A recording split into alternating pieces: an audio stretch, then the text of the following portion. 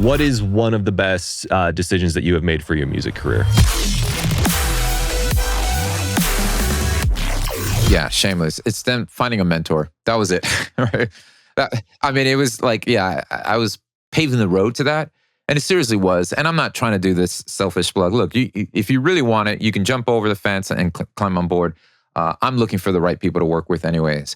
And people who are that committed and serious about taking that next step forward, they're going to get the value from it the most. My greatest decision was just finding someone, hey, would you be willing to come alongside me, point out my blind spots, help me understand how this whole thing works? Yeah, that was the best decision. Honestly, I have my whole career, the foundation, the pivotal moment for my career was based on, I need somebody to help me navigate through life with this. And that person was there. And was that person perfect? No. No one is. And by far, they had cracks and ups and downs as well. And for every season of life, you're going to come across new people who can pour into you there. So that was the best decision ever. And not just to find somebody.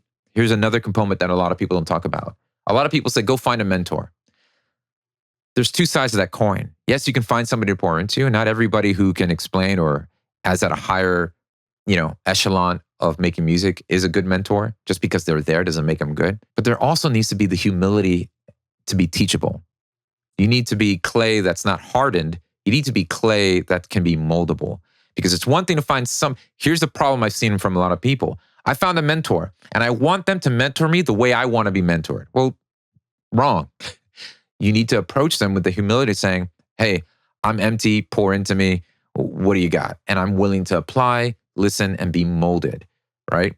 That's the power combination. It's not just finding somebody who can give you the leg up and show you all the things, and then you use them up, you suck them dry, and then move on to the next person.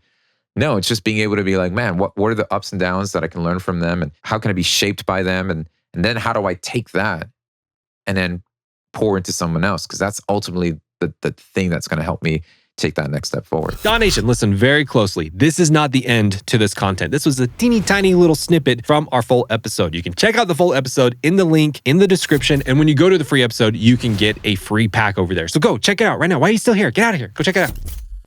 We'll see you over there.